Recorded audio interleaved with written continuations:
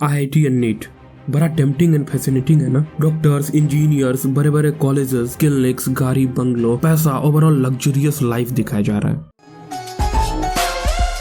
But wait, 2020 के data के अनुसार पूरे भारत में 12,526 बच्चों ने सुसाइड कमिट किया। 2021 में यह आंकड़ा बढ़कर 13,000 से भी ऊपर चला गया था। Kota the educational hub NEET and IIT का प्रोडक्शन हाउस माना जाता है। हर साल कम से कम 15 बच्चे जिंदगी से हार जाते हैं। तो ऐसा क्या गलत हो रहा है? वो बच्चे जो 10th के बाद सीधे साइंस लेके डॉक्टर या इंजीनियर बनने का सपना देखते हैं, वो इतनी जल्दी तो फाइट मारना छोड़ नहीं सकते। तो यहाँ से शुरू होता है dark side of IIT and NEET. इसके बारे में शायद ही आज कोई बात कर रहा है। इनफैक्ट ये साइड इतना डार्क है कि एक बार आप इसके ट्रैप में फंस जाते हो तो इससे निकलना नेक्स्ट टू इम्पॉसिबल है। अगर आप एनी हाउ इससे निकल भी जाते हो तो कम से कम आपके 3 से 4 साल बर्बाद हो जाएंगे।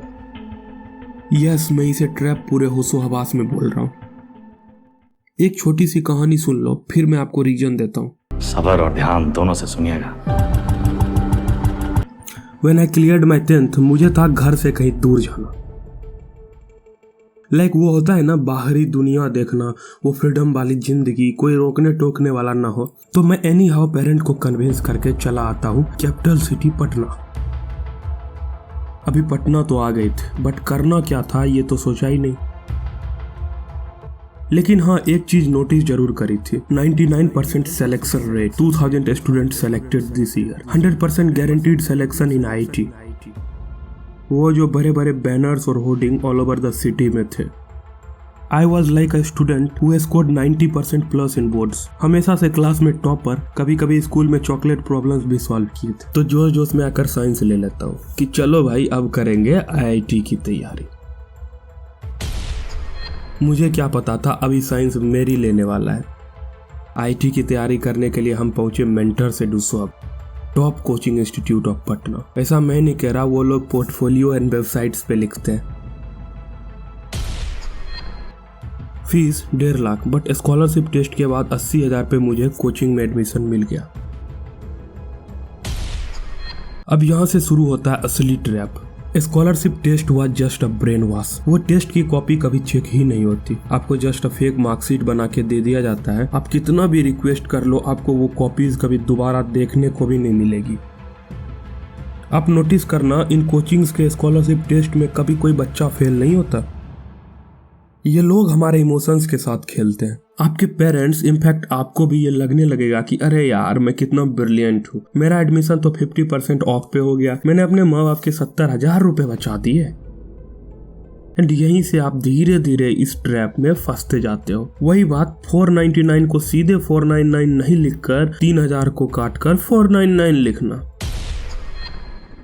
तो हाँ, आपकी तरह मैं भी खुश था। 70,000 रुपए बचाए जो थे।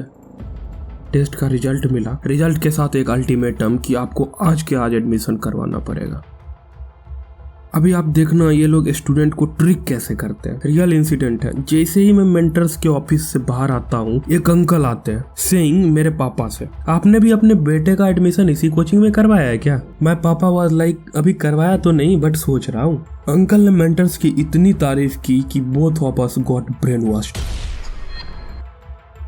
आपको मजाक लग रहा होगा कि अरे यार ऐसे कैसे। इसको समझने के लिए आप पिछले 3 पॉइंट्स को कनेक्ट करो। बोर्ड में 90% मार्क्स, स्कॉलरशिप टेस्ट में अच्छा रिजल्ट, 70,000 ऑफ पे एडमिशन, एंड आज के आज एडमिशन करवाने का अल्टीमेटम। एक रैंडम पर्सन जो कि प्रिटेंड कर रहा है कि उसका बेटा भी इस कोचिंग में पढ़ता है, उसके मुंह से मेंटर्स की इतनी बड़ाई। कोई भी कन्विंस हो जाएगा तो ऑब्वियसली एडमिशन हो गया। बाद में एक दिन मुझे सेम अंकल फिर से उसी जगह पे किसी दूसरे स्टूडेंट के साथ दिखे। फिर मुझे पता लगा कि ये मेंटर्स के दलाल है। अब आप बताओ इसको ट्रैप बोलना सही है या नहीं? मेरी तो कहानी खत्म हुई, बहुतों ने अपने किस्से ही खत्म कर लिए। ऑब्वियसली हमारे पेरेंट्स के हार्ड अर्न मनी को कोचिंग वाले ऐसे लूट रहे हैं तो डिसीजन तो हार्श होगा ना। बात पैसे की भी नहीं है, पैसे तो आते जाते रहेंगे। करियर का क्या, 10th 12th के बाद वाला गोल्डन एरा जो हम जबरदस्ती IIT और नीट के पीछे वेस्ट कर रहे हैं जस्ट बिकॉज कि हमने फीस तो भर दी। अब कहाँ? पेरेंट्स को भी किस मुंह से बोले, क्या मुंह दिखाएं जब वो पूछते हैं बेटा पढ़ाई कैसी चल रही। डिसीजन तो हार्श होगा ना। तो सॉल्यूशन क्या है? 10th के बाद बच्चों की प्रॉपर करियर काउंसलिंग करवानी बहुत ही जरूरी है। करियर का सवाल है तो डिसीजन आराम से सोच समझ कर लो। एक डिसीजन तुम्हारा पूरा लाइफ चेंज कर सकता है। एक मैं खुद के एक्सपीरियंस से सलाह देता हूँ। जैसे 10th खत्म हो, डोंट इमीडिएटली डिसाइड एनीथिंग। अपना 2 से 3 महीना आराम से लो, अलग अलग करियर्स देखो, रिसर्चेस करो, नए नए स्किल्स सीखो, एंड देन उसमें से जो सबसे बेस्ट लगे उसे चूज कर लो। प्रेशर में कभी तुम अपना 100% दे ही नहीं सकते। Number 2, parental care. Parental care plays most important role.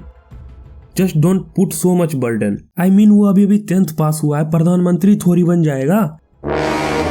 Even Edison को भी बल्ब का इन्वेंशन करने में 1000 अटेम्प्ट्स लग गए थे। छोटे पौधे को नॉरिश किया जाता है, खींच के बढ़ाया नहीं जाता, नहीं तो ऑब्वियसली वो टूटेगा ही। Number 3, education system. पूरे एजुकेशन सिस्टम को रिफॉर्म करने की जरूरत है। हमारा एजुकेशन सिस्टम अभी करियर डोमिनेटेड सिस्टम है, इसे इंटरेस्ट डोमिनेटेड बनाने की जरूरत है। तो by chance you are in trap, share this video as much you can. बहुतों के life, career and hard earn money बच सकते हैं। एंड हाँ, career dominated and interest dominated क्या है, तो वेट, एजुकेशन सिस्टम पे एक पूरा डिटेल्ड वीडियो आने वाला है। तब तक के लिए स्टे ट्यून्ड।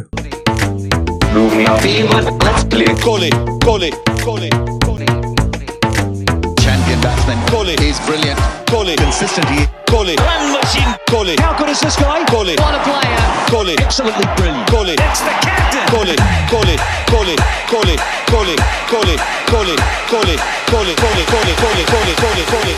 it.